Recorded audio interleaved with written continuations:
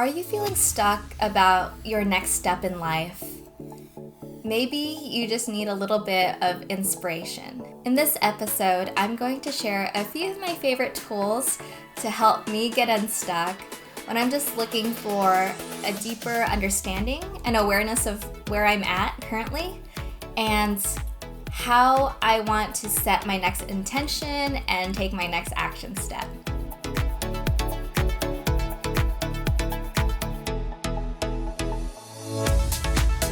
I'm Leah Federhoff, a user experience designer, writer, and life strategist, and I want to inspire you to thrive in work and life. First of all, I really believe in mindfulness, and I learned about mindfulness about 10 years ago.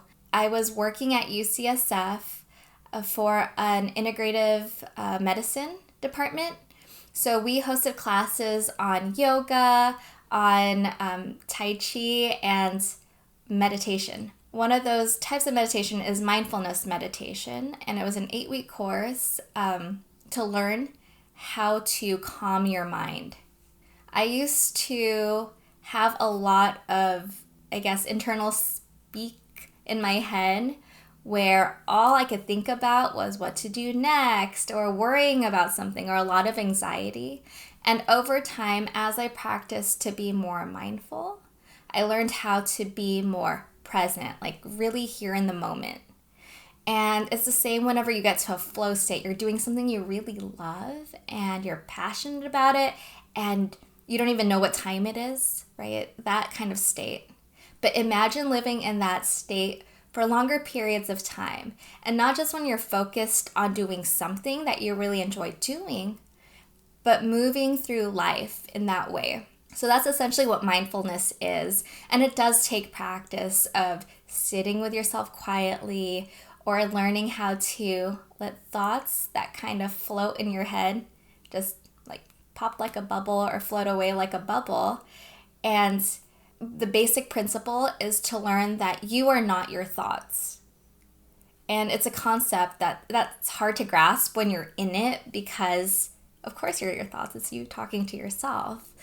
But also the very fact that you can be here, like right now, and just stop thinking about something, right? Like something interrupts you or you decide to think about something else, that anxiety goes away. All of a sudden you're not stressed about that one thing anymore. And it's a practice of coming back to the present because maybe there's people out there who are able to stay in that mindfulness zone forever. But for most of us, you get in that state and it could be one thing that causes you so much anxiety that you forget and then you're like drifting off again. So we have to constantly remind ourselves to come back to the present. And one way I like to do that is coming up with tricks or triggers to remember to come back to the present. So pre-COVID, this would be something like as soon as I get in my car, like I open, the door to hop into my car to become aware. Same thing when I'm shutting the car door. Or if I'm stopped at a red light, I'll do a check-in with myself, like wiggle my fingers, wiggle my toes, concentrate on my breathing and really acknowledge my surroundings. Right? Because sometimes it's in those dull moments that we're just like wasting our brain space on things that don't really matter, even though our brain thinks it matters. So anything habitual, things that you do maybe 3 to 5 to 10 times a day, make good triggers. Another trigger is when you're eating. I know like during the workday for lunch, I tend to mindlessly eat.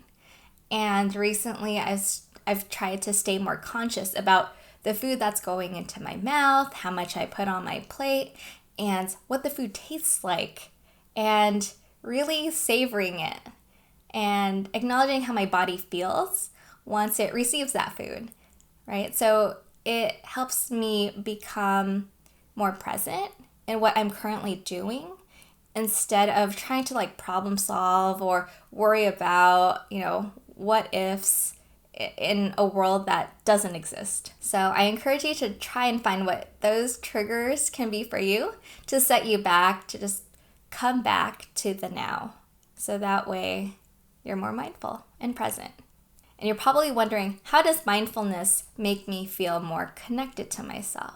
I think just the awareness that you can detach yourself from whatever you're thinking helps you understand yourself better. It helps put things into perspective.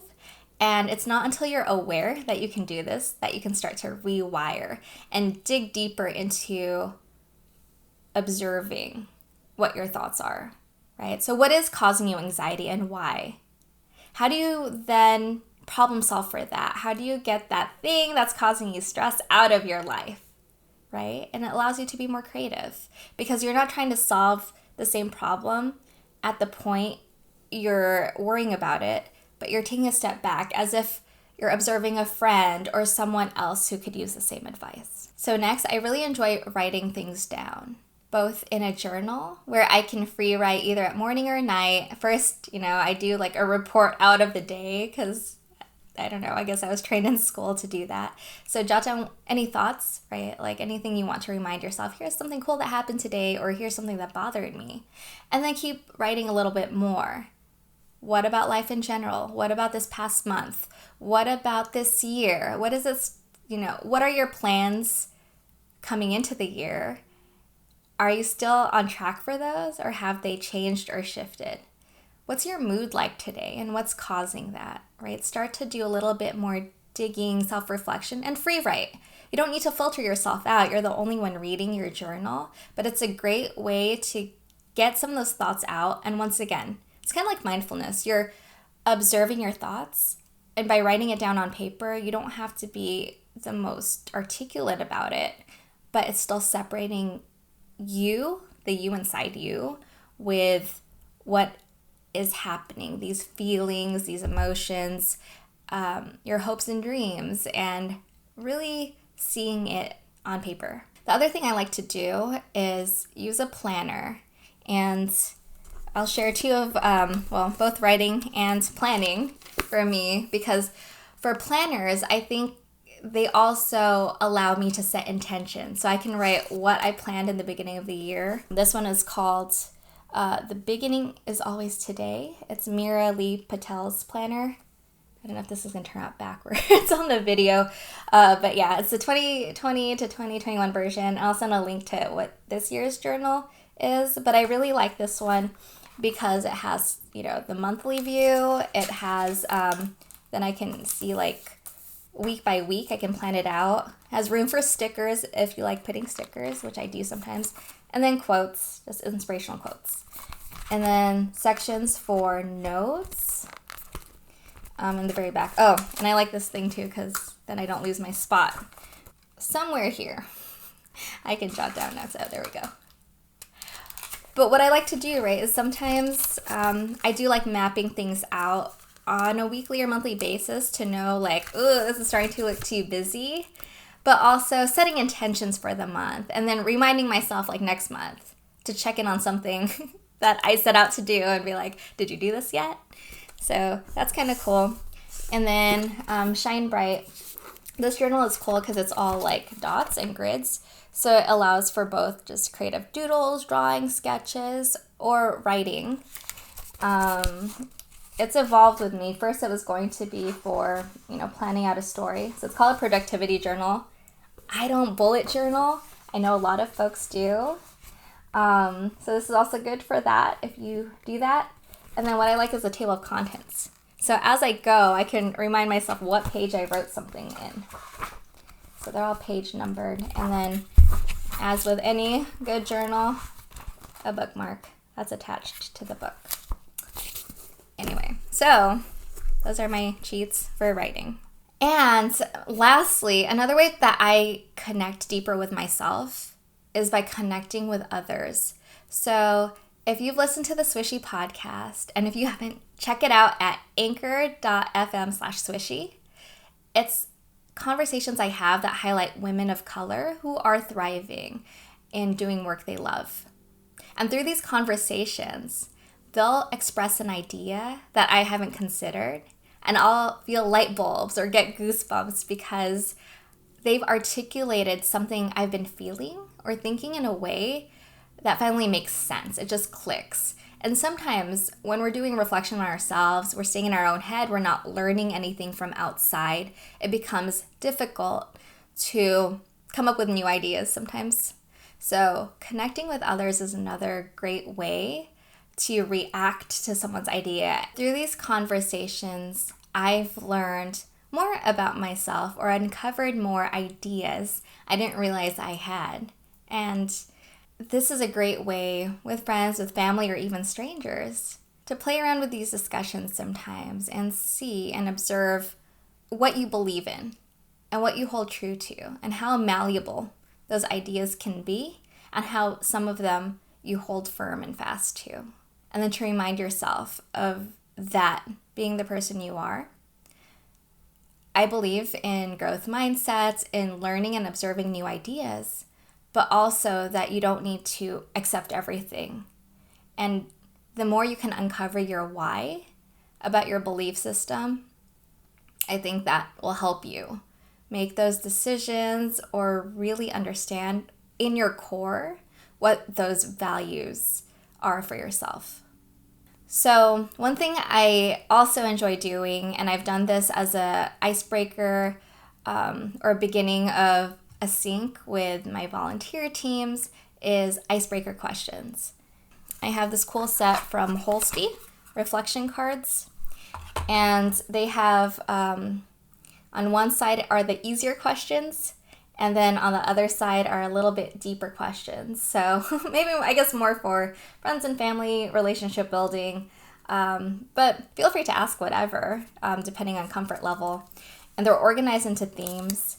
So I don't know if you can see this card, but basically there's themes of wellness, compassion, simplicity, adventure, all color-coded. But like, for example, what's the best piece of advice you've ever been given? And then the flip side, if you were to die today, what would you most regret not having told someone? Why haven't you told them yet? And I think using them on others or for yourself too, right? If you need a journal prompt, these are great ways to start to uncover more of who you really are, how you believe it, right? And I think a deeper exploration is to figure out why you believe that. What influenced you growing up or observing, or where did these ideas come from? And I think it's a fun way to learn more about yourself. So those are some of my favorite tools and tips for getting unstuck and just getting more clarity around yourself, connecting with yourself on a deeper level. If you enjoyed this, subscribe and share with friends. And if you want more ideas on how to thrive in work and life, head over to swishie.com and sign up for my newsletter. Also, if you're looking for a like-minded community with women of color, check out my private Facebook group and just search Swishie. Thanks, and I'll see you next time.